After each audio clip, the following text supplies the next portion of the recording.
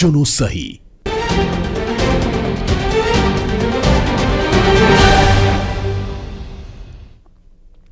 नमस्कार, 8 बजे की ताजा खबरों में आपका बहुत स्वागत है। आपके साथ मैं हूं अंशिका पाठक। शुरुआत करेंगे बुलेटिन की मुरैना की खबर के साथ। मुरैना में रेत माफियाओं की गुंडागर्दी का मामला सामने आया है। बंदूक के साए में खनन का काला कारोबार जारी है। रेत खनन के दौरान राहगीर से मारपीट की गई है। मारपीट का वीडियो सामने आ चुका है। बंदूक और कारतूस के पट्टे के साथ खनन करने पहुंचे माफिया। झुंडपुरा पुलिस चौकी क्षेत्र के भर्रा घाट का यह मामला बताया जा रहा है, जहां रेत माफियाओं की गुंडागर्दी 2 दिन पहले भी माफियाओं ने बाइक सवार पर ट्रैक्टर चढ़ा दिया था, जिसमें कि बाइक सवार की मौत हो गई थी। और एक बार फिर से इस तरह का वीडियो सामने आया, जहां पुलिस की कार्यशैली पर सवाल खड़े हो रहे हैं।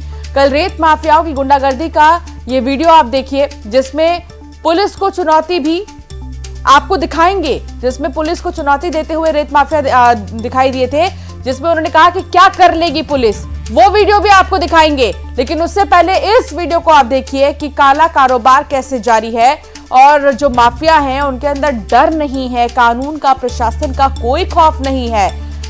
आम जो लोग हैं, जो स्थानीय लोग हैं, उन्हें परेशानी होती है इस तरह के माफियाओं से, माफियाओं की गुंडागर्दी। अमित संवाददाता साथ जुड़ गए हैं। अमित, एक दिन पहले का ही वीडियो है जब आपने उस पर जानकारी भी दी थी कि कैसे देख लेने की बात करते हुए नजर आ रहे थे और पुलिस क्या कर लेगी ये कहते हुए रेत माफिया नजर आ रहे थे। अब 24 घंटे के अंदर एक और मामला रेत माफियाओं का।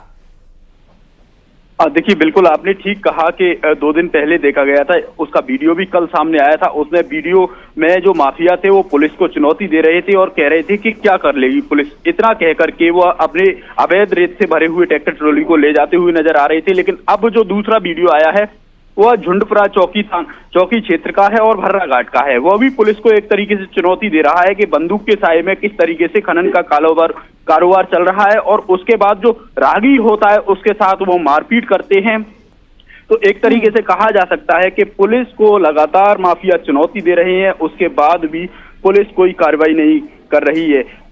जानकारी तो यहाँ तक मिल रही है कि यहाँ इस चौकी के क्षेत्र में सुबह से शाम तक सैकड़ों ट्रैक्टर होते हैं, वह निकलते हैं अवैध रेत से भरे हुए, लेकिन पुलिस कोई कार्रवाई नहीं कर पाती है। आखिर क्या कारण है? क्योंकि पुलिस को इस तरीके से चुनौती देने के बाद भी अगर कार्रवाई नहीं की जा रही है तो ये कहीं ना कहीं पुलिस की कार्यप्रणाली पर गंभीर सवाल खड़े करता है। अब देखना होगा किस तरीके से पुलिस एक्शन लेती है और इन माफियाओं के खिलाफ किस तरीके से कार्रवाई करती है, क्योंकि राहगीर के साथ माफिया मारपीट करते हुए नजर आ रहे हैं और उस वीडियो में बंदूक लेकर के भी माफिया नजर आ रहे हैं।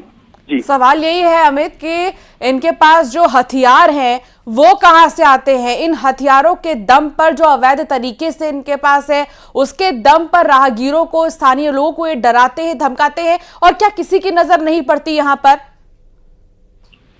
देखिए, ये नहीं कह सकते कि किसी की नजर नहीं पड़ती। अगर नजर नहीं पड़ती तो ये वीडियो कहां से आते, लेकिन ये बात सही है कि इनके पास हथियार कहां से आते हैं, क्योंकि अभी लोकसभा चुनाव है तो सभी हथियार हैं वो थाने में जमा है। उसके बाद भी ये हथियार तो एक तरीके से कहा जा सकता है अवैध हथियार हैं।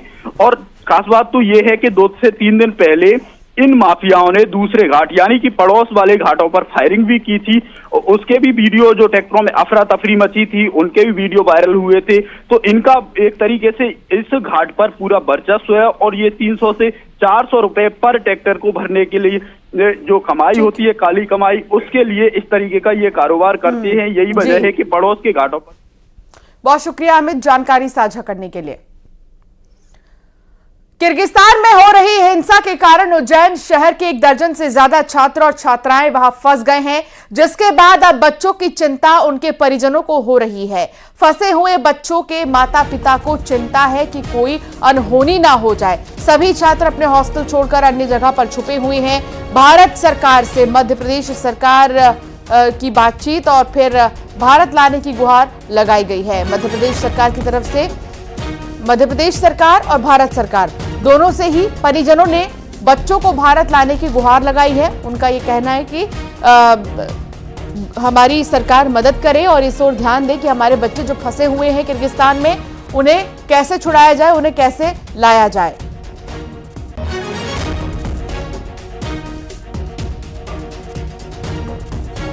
तो उज्जैन के कई छात्र छात्रा जो कि किर्गिस्तान में फंसे हुए हैं, उनको छुड़ाने की बात, परिजन परेशान हैं। उनका कहना है कि हमारी सरकार से गुहार है कि वो जल्द से जल्द इस पर कोई एक्शन ले ताकि हमारे बच्चे किर्गिस्तान से वापस हिंदुस्तान आ सके।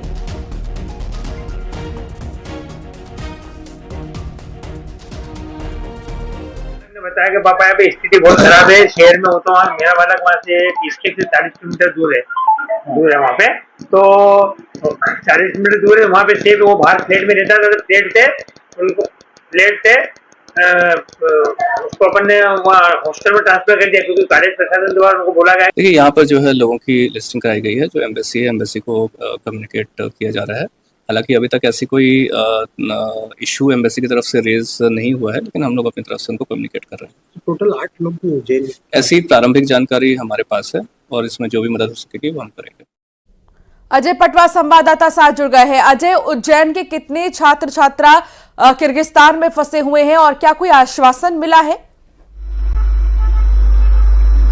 जी देखिए, उज्जैन के जो छात्र हैं और जो छात्राएं हैं वो किर्गिस्तान में जो हिंसा हो रही है उस बीच में फंसे हुए हैं और उनके परिजन जो है लगातार उनसे संपर्क बनाए हुए हैं। जिस तरीके के हालात वहाँ के छात्र जो बता रहे हैं कि यहाँ पर छात्रों को ढूंढ ढूंढ के मारपीट की जा रही है, उनके साथ जो बर्बरता की जा रही है, ऐसे में इन छात्रों को छुपने के लिए जो है बहुत मुश्किलों का सामना करना पड़ रहा है, अपनी जान बचानी पड़ रही है। हर वक्त वो है डर के साए में बिता रहे हैं। वहीं ऐसे में अब उज्जैन में जितने भी बच्चों के माता पिता हैं वो सब जो है अब सरकार से गुहार लगा रहे हैं। वहीं प्रधानमंत्री मोदी जी से भी गुहार लगाई है, जो विदेश मंत्रालय उनसे भी गुहार लगाई है, मध्य प्रदेश सरकार से भी लगाई गई है। इसी के साथ उज्जैन कलेक्टर और एसपी ने भी उन छात्रों से बात की है। उन छात्रों के माता पिताओं को आश्वासन दिया है कि हर संभव जो भी मदद होगी उन छात्रों के लिए की जाएगी और ताकि जो छात्र वहाँ फंसे हुए हैं उनको जल्द से जल्द उज्जैन लाने का प्रयास किया जाएगा।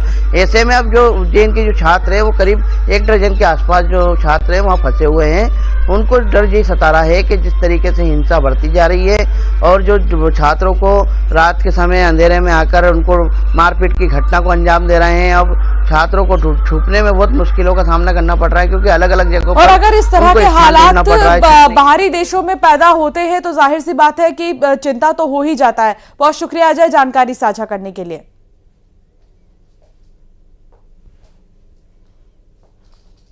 और अब बात करेंगे खबरों की। मध्य प्रदेश में लोकसभा चुनाव का मतदान पूरा हो चुका है, जिसके बाद प्रदेश के मुख्यमंत्री मोहन यादव दूसरे राज्यों में चुनाव प्रचार के रण में उतर चुके हैं। इसी कड़ी में आज वो दिल्ली में बीजेपी प्रत्याशियों के लिए चुनाव प्रचार करने जा रहे हैं। दिल्ली की 3 लोकसभा सीटों पर मोहन यादव चुनावी रैली को संबोधित करेंगे और दक्षिणी दिल्ली में रामवीर सिंह भदौड़ी के लिए वोट मांगेंगे।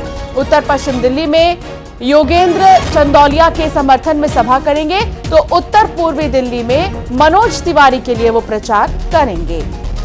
तो कई मध्य प्रदेश के दिग्गज अन्य राज्यों में आपको नजर आ रहे होंगे। प्रचार प्रसार का सिलसिला जिसमें कि मध्य प्रदेश के मुख्यमंत्री डॉक्टर मोहन यादव आज दिल्ली में होंगे और दिल्ली में प्रचार के रण में उतरेंगे और कई बड़े दिग्गजों के लिए वोटों की अपील करते नजर आएंगे।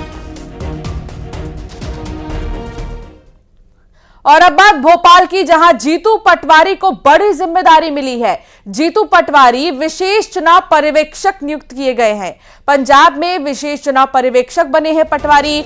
होशियारपुर लोकसभा क्षेत्र की जिम्मेदारी उन्हें मिली है। तो प्रदेश अध्यक्ष होने के साथ साथ एक और जिम्मेदारी जीतू पटवारी के कंधे पर, और जीतू पटवारी को विशेष चुनाव पर्यवेक्षक नियुक्त किया गया है। पंजाब में विशेष चुनाव पर्यवेक्षक बनाया गया है जीतू पटवारी को। होशियारपुर लोकसभा क्षेत्र की उन्हें जिम्मेदारी मिली है।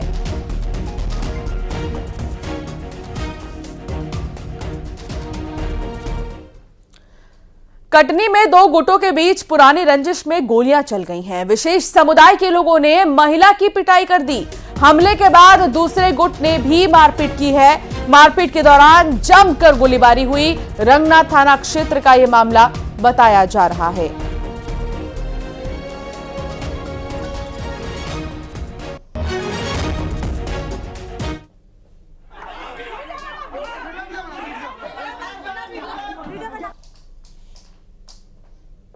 कहाँ से आप आ रहे थे? मैं अपने घर नमाज पढ़ के आया था घर में, और ऐसे ही उन लोग ने आग मड़कल दिया आगे।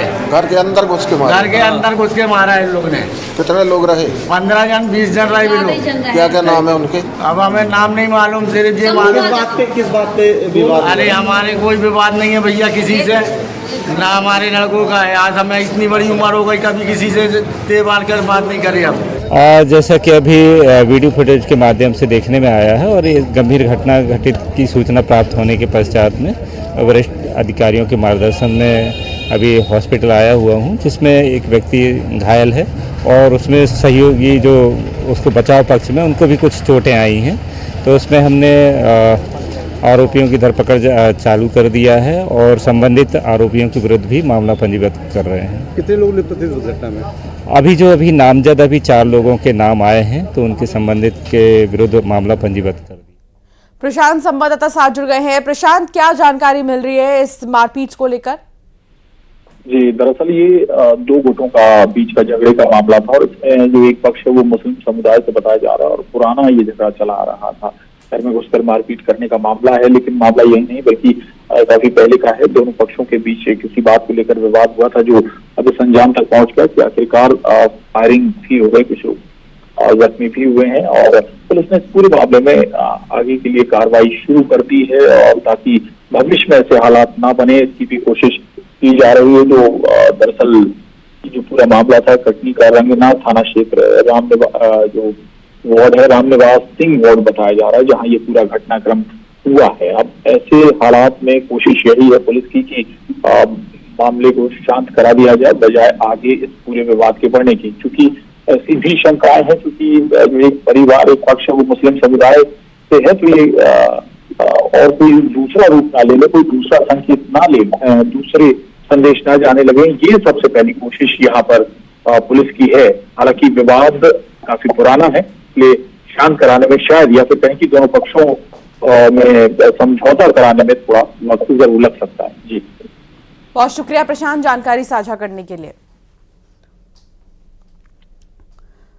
और अब खबर कवर्धा से है, जहां सड़क दुर्घटना में मारे गए मजदूरों का आज अंतिम संस्कार होगा। हादसे में 19 मजदूरों की मौत हो गई थी। एक ही गांव के रहने वाले थे सभी मजदूर। तेंदुपत्ता तोड़कर पिकअप से लौट रहे थे सभी मजदूर। कुकदूर थाना क्षेत्र के सिमराहा गांव के रहने वाले मजदूर बताए जा रहे हैं। बेहद दुखद, जहां 19 मजदूरों की मौत हो गई।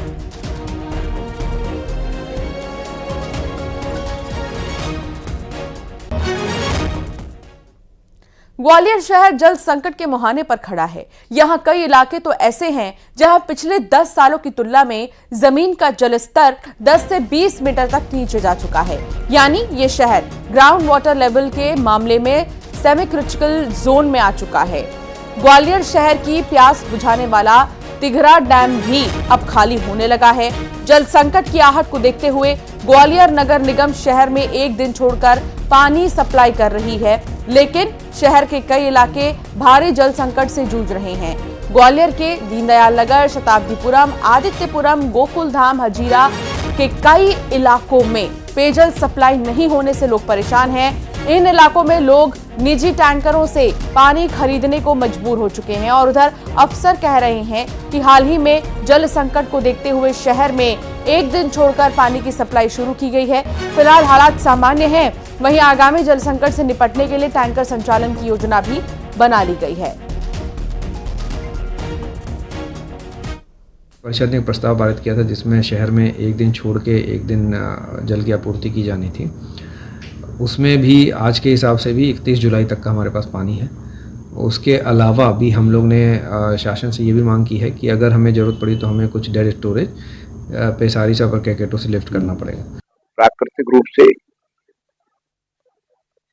संकट है, पर उस संकट को दूर करने के लिए हम शासन स्तर पर पूरा कार्रवाई कर रहे हैं और लोगों को पानी मुहैया कराएं। ग्वालियर शहर में इस साल जल संकट के हालात बन रहे हैं। ग्वालियर, लश्कर, डीडी नगर सहित कई इलाके ऐसे हैं जहां पर हजारों की तादाद में परिवार पानी के लिए परेशान है। आप ये देख सकते हैं कि गोकुल विहार इलाका है जहां किस तरह से पानी की समस्या है। इस इलाके में करीब 20,000 से ज़्यादा लोग जल संकट का सामना कर रहे हैं। आप देख सकते हैं कि बर्तन रखे हुए हैं, ये खाली बर्तन। न्यूज़ 18 के जरिए हम इन लोगों की समस्या उठा रहे हैं। शायद नगर निगम के कान पर जू रहेंगे, शायद मध्य प्रदेश सरकार इन लोगों की समस्या को हल करने के लिए अब इस मामले को संज्ञान में ले। सुशील कौशिक, न्यूज़ 18 ग्वालियर। उत्तराखंड के टीकमगढ़ जिले में इन दिनों तापमान 42 डिग्री सेल्सियस के पार पहुंच रहा है और ऐसी तपती गर्मी में ग्रामीण इलाकों के लोग पानी के लिए परेशान हो रहे हैं। हैंडपंप खराब पड़े हुए हैं। पीने के पानी के लिए लोगों को घंटों लाइन में लगना पड़ रहा है। कुएं में पानी का जलस्तर काफी नीचे चला गया है। जिले के ग्रामीण और शहरी इलाकों में हर घर मुफ्त नल कनेक्शन देने के लिए जल जीवन मिशन का काम चल रहा है, लेकिन ठेकेदारों और अधिकारियों की लापरवाही की वजह से लोग इसका लाभ लेने से वंचित हैं। जिला मुख्यालय से महज 5 किलोमीटर दूर हजूरी नगर लक्ष्मणपुर गांव के लोगों का आरोप है कि घटिया टंकी निर्माण और अधूरी लाइन की वजह से पानी नहीं पहुंच पा रहा। नतीजा, ग्रामीण इलाकों में लोग तपती गर्मी के बीच पानी के लिए 2-3 किलोमीटर पैदल चलते हैं। समस्या के ना तो यहाँ पे एक नल भी नहीं है और मतलब जितने भी लोग हैं मतलब पानी यहीं से भरते हैं, चाहे एक ही कुएं से भरते हैं। बहुत सारी भीड़ पड़ती है, एक तो गिरने का भी डर लगता है, किसी पे बनता भी है किसी पे नहीं भी बनता है। पानी की बहुत बड़ी समस्या है। कितने दूर से ले आने आओ? कम से कम 2 किलोमीटर। ये सांटा बोल डालें? सांटा डला है कम से कम 2400 फुट। अच्छा जी, किसके कहाँ से ले रहे हैं पानी? ये अपना ही दूर है, बहुत दूर है। सुजानपुरा गांव में पानी की समस्या के लिए लोग परेशान हो रहे हैं। पारा जहां 42 डिग्री के पार पहुंच रहा है, ऐसे में टीकमगढ़ के अधिकांश ग्रामीण क्षेत्रों में इसी तरह पानी की समस्या बनी हुई है। आप देख रहे हैं कि सुबह से लंबी लंबी कतारें पानी के लिए लगी हुई हैं। इस गांव में लोगों ने जरूर व्यवस्था की है, करीब 1 किलोमीटर दूर से बॉल डालकर पानी ला रहे हैं। यहाँ पानी का लेवल काफ़ी नीचे चला गया है और यहाँ के हैंडपंप और कुएँ पूरी तरह सूख गए हैं। बहुत परेशान हैं। जो तो जा कहो कि 1-1.5 किलोमीटर दूर से व्यवस्था कर दी, तो पूरा मोहल्ला यहाँ से पानी भर रहा है। पूरे दिन ऐसी भीड़ लगी है, 1-1, 2-2 कलसा जा रहे पानी की बहुत बड़ी समस्या है। कुओं में पानी है? नहीं है, कुआ भी खाली डरे। गांव में नल जल योजना है? कुछ नहीं है यहाँ। कोई जल योजना क्यों नहीं? कोई व्यवस्था नहीं है। कोई आता है अधिकारी? कोई नहीं आता है यहाँ। तो देखिए, इस गांव में ना तो किसी भी प्रकार की पानी की सुविधा है, ना ही शासन की योजनाओं का नल जल योजना जैसी तमाम सुविधाएं जो गांव के लोगों को बुनियादी सुविधाएं मिलनी चाहिए वो नहीं है। पानी के लिए काफ़ी परेशान हो रहे हैं। क्यों बेटा, पानी भरते कितने टाइम तक पानी भरते इस तरीके से? बिला टाइम 2-3 घंटा। पढ़ाई कर पाते कि नहीं? हाँ, वह तो पानी भर। तो देखिए, बच्चे साइकिलों से पानी ढो रहे हैं। कुछ महिलाएं हैं, उनसे हम जानने की कोशिश करते हैं। क्यों, पानी की क्या समस्या है यहाँ पे? पानी की बहुत ज़्यादा समस्या है। पानी यही तो है नहीं है, निरंतर का समस्या है पानी की। कितने घंटे लग जाते हैं ऐसे? 1-2 घंटा। पूरा दिन गायब है। अब दिन भाई तो ठाणे दोपहर में धूप में पानी के लाने ठाणे। हैंडपंप चालू है? नहीं है। तरीके से पूरे दिन लोग यहाँ पे पानी भरते हुए नजर आते हैं। राजीव रावत, न्यूज़ 18 टीकमगढ़। खबर निवाड़ी से है, जहां जिले में भीषण गर्मी के बीच संक्रामक बीमारियां भी तेजी से बढ़ रही हैं। गर्मी के चलते बूढ़ों से लेकर बच्चे इसके शिकार हो रहे हैं। आलम तो यह है कि हर घर में कोई ना कोई उल्टी, दस्त और बुखार से पीड़ित है।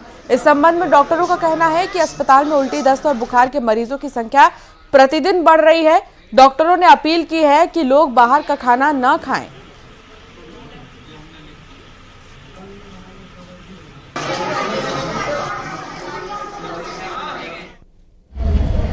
क्या इलाज करवाया आपने? हाँ, करवाया। क्या क्या सुविधा मिली आपको? सुविधाएं सारी मिली, दवाइयाँ भी मिली, भर्ती भी रहे और छुट्टी भी हो गई। मौसम गर्मी इतनी ज़्यादा पड़ रही है कि निकलना दुश्वार हो रहा है और गर्मियों में सर्दी जुकाम और लू की चपेट में ज़्यादा लोग आ रहे हैं। मरीजों की संख्या बढ़ रही है और हम ये चाहते हैं कि यहाँ पे व्यवस्था अस्पताल में कूलर वगैरह रखे जाए। हाँ, इस समय बहुत ज़्यादा patient abdominal pain and diarrhoea के बहुत ज़्यादा आ रहे हैं, क्योंकि उल्टा सीधा खाने से बहुत ज़्यादा भीषण गर्मी चल रही है, जिसकी वजह से क्या है कि फूड पॉइजनिंग हो जाती है। फूड पॉइजनिंग के बहुत ज़्यादा केस आ रहे हैं, क्योंकि बाहर का, मैं लोगों से यही गुजारिश करूँगा कि बाहर का खाना थोड़ा अवॉइड करें। और तो कुल मिलाकर देखा जाए तो गर्मी बहुत ज्यादा पड़ रही है और गर्मी में आप अपना बहुत ज्यादा ख्याल रखें और बाहर का खाने से बचें। एमपी में गर्मी से हाल बेहाल है और ऐसे में मौसम विभाग ने प्रदेश के कई जिलों में हीट वेव चलने की भी जो बात है वो कही है।